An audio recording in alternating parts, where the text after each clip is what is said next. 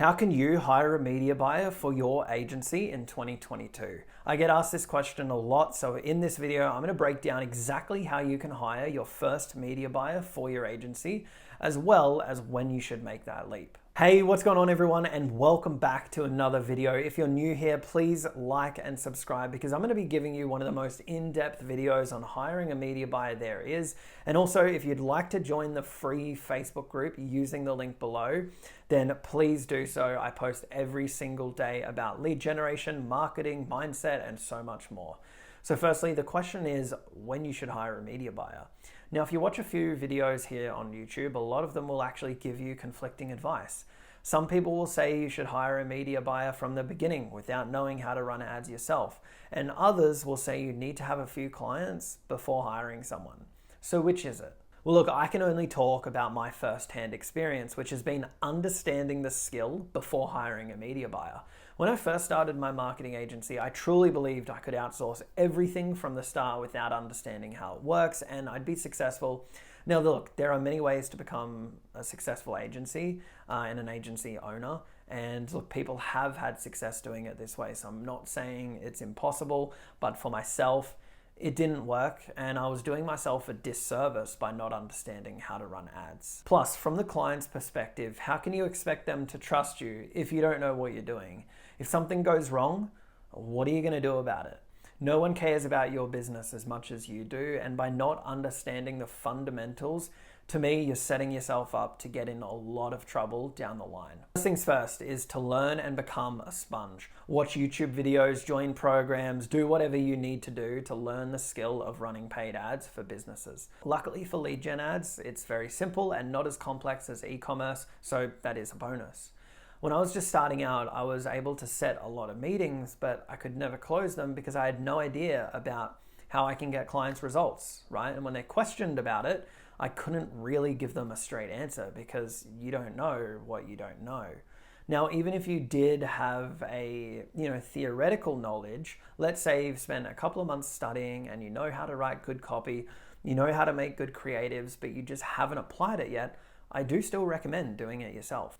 Oh my gosh, I'm getting a lot of allergies during this video. It's crazy, but the show must go on.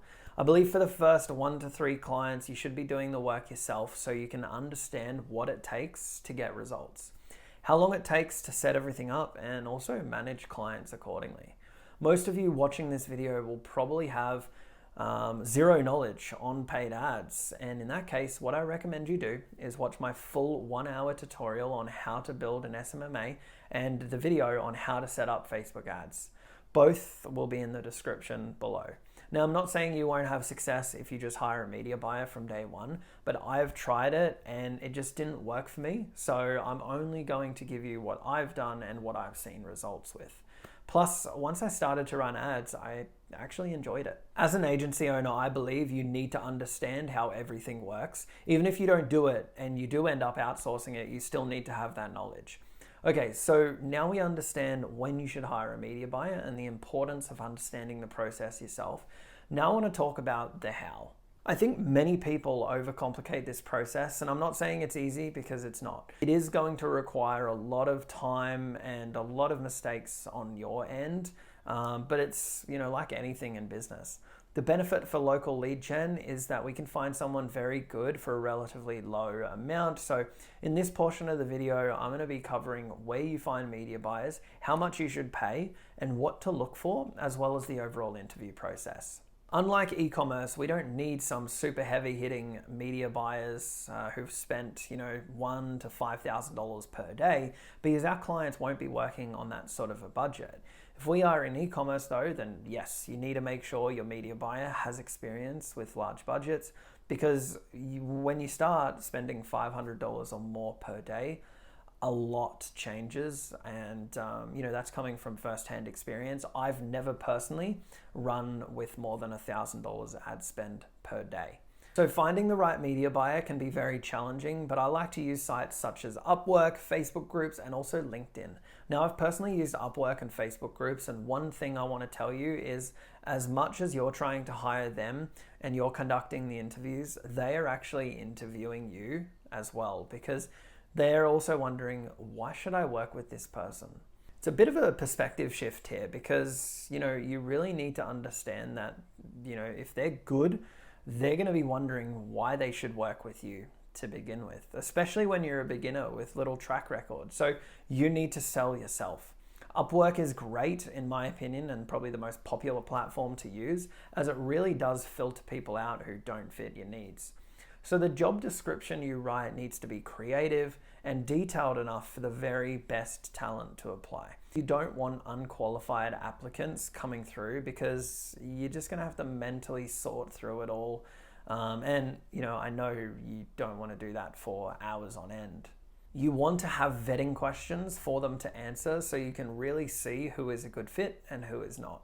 On Upwork, sometimes you'll find they just copy and paste their profile to a bunch of different jobs and they don't really answer any of your questions. They have no results, which makes it easier to disregard them as candidates. Others, though, will really answer your questions in detail, have great reviews and results, which will be a good indication you should have a Zoom call with them. When you put out a job listing on Upwork and Facebook, you'll find a lot of different people apply and you just got to sift through them. Like I said, it generally, when they put in effort into the application, it's a good sign. I also look at if, and what results they actually have, what their reviews are on Upwork, how much they've earned, and making sure that their success rate is 95% or higher. From applications alone, it's very difficult to judge who's a good fit and who is not, so you need to do Zoom interviews. Now, the extra step in this qualifying process is taking them through a specific pre-application form that's with specific questions on it before the Zoom call. Look, for e-commerce, it's very necessary, but for lead generation, I haven't found it as necessary. Now, on the Zoom call, I can understand who the person is, what they stand for, their past experiences, how they approach, certain situations, their overall strategy when it comes to lead generation, what they do, what they want for the future, and so on. I'm not going to give you a full list of questions to ask, but this is, really a gut feel, and these are the sort of questions that you're asking. You will make mistakes and probably hire the wrong person, but you just need to fire them quickly, move on, because hiring is something that you just learn by actually doing it. Having conversations is the easiest way to see if someone is the right fit or not. How in depth they go to answer a question, or do they just give you a one-liner? If they can show results, answer your questions thoroughly, and charge an amount that's not over the top, then that's a good sign. All right, so let's talk about fees. Some people who apply will be other agency owners themselves, which means their fees will be a lot more and there'll be more agency pricing. And look, I completely just get rid of them. You want to work with people who are individuals or freelancers, so you can obviously build a team, or if they've got a white label option, then that's okay too. I've found some great people in Australia, Europe, and even people in South America. Typically, you'll be paying between $500 and $750 for a good media buyer. However, some are actually willing to work with you for a lower fee. If you do find the right person and they believe in what you're doing, then it's usually a per client basis. So at this point, you should have narrowed it down to someone, and if not, you've got maybe 3 people you're considering working with. Choose the person based on your gut feel. This just comes down to experience, guys, and you won't get that without going through this process. The more you do it, the better you get, and make sure that you have their contacts, because as you scale, you might be able to bring them on as well. Don't burn any relationships. For the first month especially, you want to make sure that the media buyer is getting the results. So be sure to check the ads manager a little more often than you usually do. Keep in contact with them all the time. Make communication open. This is huge and something I haven't always been the best at. And there you are, guys. That's how you hire your first media buyer. So look, I hope you enjoyed this video. If you did, please like and subscribe, and I'll see you in the next one.